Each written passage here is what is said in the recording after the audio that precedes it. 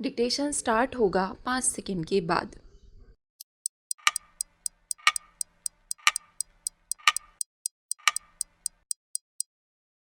कुछ साल पहले यूट्यूब को अच्छी रिपोर्ट और फीचर के लिए पीबॉडी अवार्ड मिला था।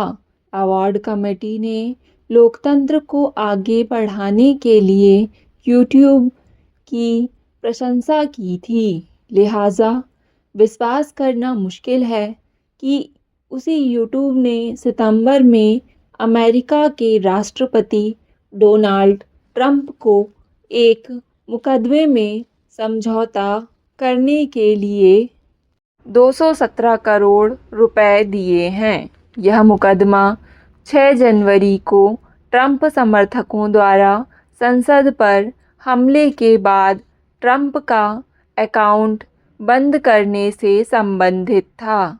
किसी समय बड़ी टेक्नोलॉजी कंपनियों ने कई मुद्दों पर सरकार के विरुद्ध जमकर मोर्चा संभाला था।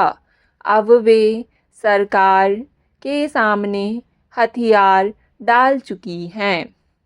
2007 में गूगल ने फेडरल कम्युनिकेशन कमीशन को एयरवेव्स के लिए उदार शर्तें लागू करने के वास्ते मजबूर किया था।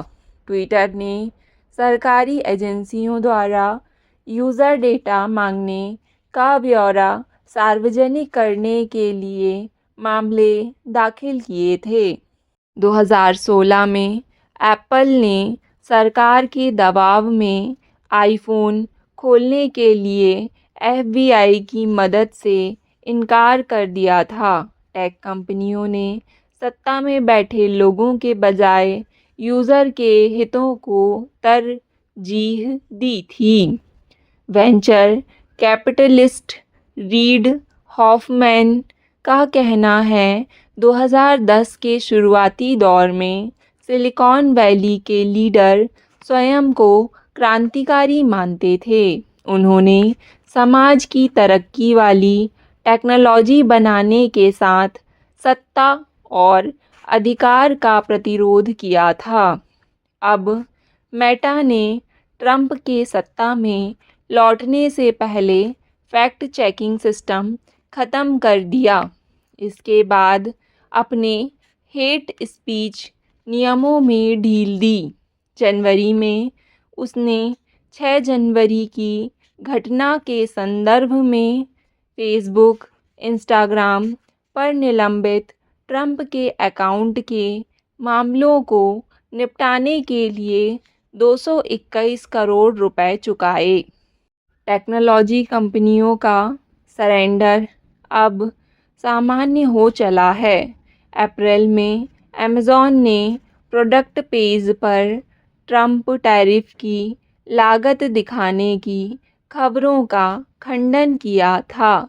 हाल में एप्पल ने अटॉर्नी जनरल पैम बॉडी के दबाव में यूज़रों को आईसीई एजेंटों की सूचना देने वाला ऐप वापस ले लिया, जबकि इसके चीफ टिम कुक ने 2017 में कहा था एप्पल का अस्तित्व इमिग्रेशन के बिना नहीं रहेगा। उन्होंने ट्रंप के मुसलमानों पर बैन की आलोचना करते हुए मार्टिन लूथर किंग का हवाला दिया था। वित्तीय संकट के समय जब सरकार और वॉल स्ट्रीट से लोगों को भरोसा उठ गया था, तब टेक्नोलॉजी इंडस्ट्री सीधी खड़ी थी।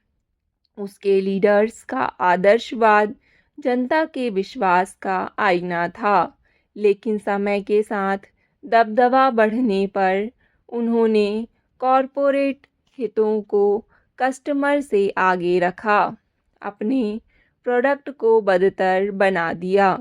कंपनी अब जवाबदेही के बगैर सत्ता और बिना उद्देश्य के मुनाफा कमाने वाली फाइनेंस कंपनियों जैसी लगती है।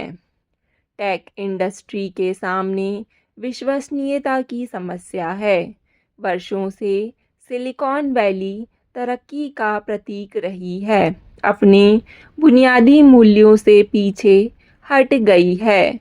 वह कोई अन्य इंडस्ट्री भविष्य के लिए इस तरह से लड़ नहीं सकती है।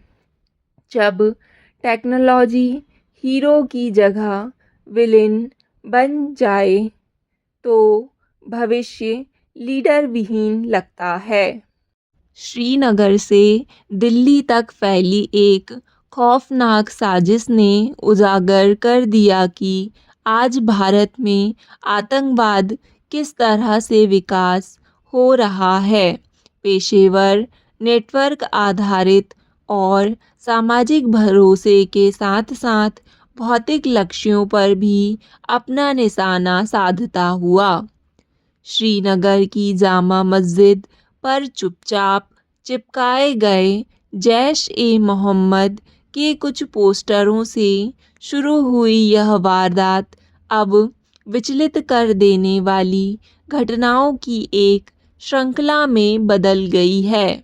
जो पहले फौरी उकसावे जैसा लग रहा था, वह एक व्यापक साजिश का पहला सूत्र निकला, जो क्षेत्रों, व्यवसायों और डिजिटल नेटवर्क तक फैली हुई थी।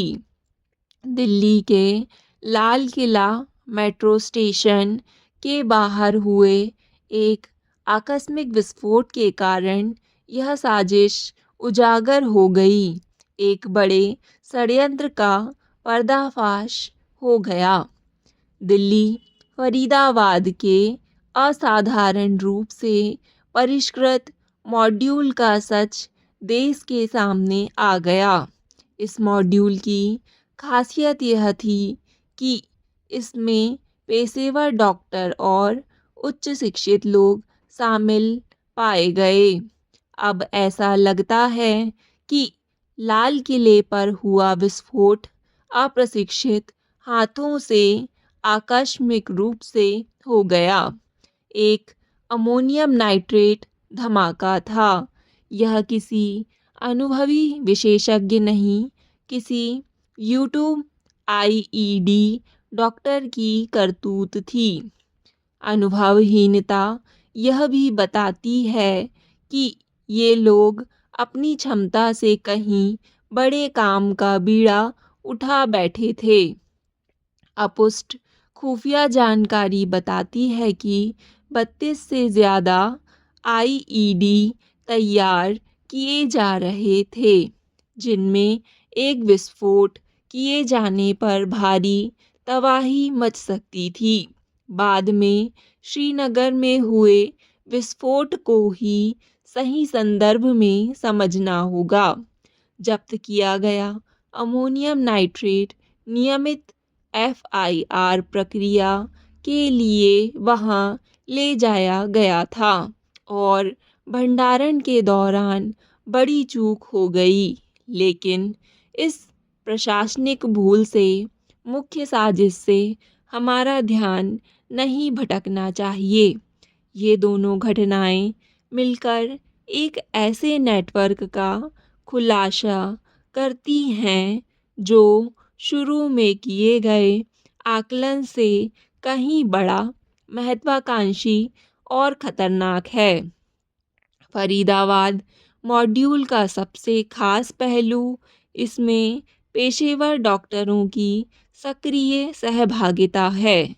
कश्मीर के आतंकी इकोसिस्टम में लंबे समय से एकेडमिक्स के लोग शामिल रहे हैं, लेकिन वे शायद ही कभी हिंसा में शामिल हुए हों।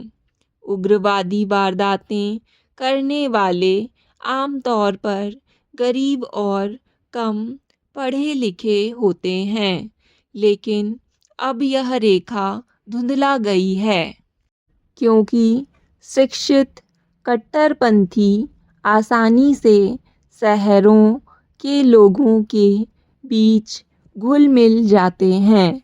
वे शक की गुंजाइश भी नहीं पैदा करते और डिजिटल दुनिया में उनकी अच्छी पैठ होती है।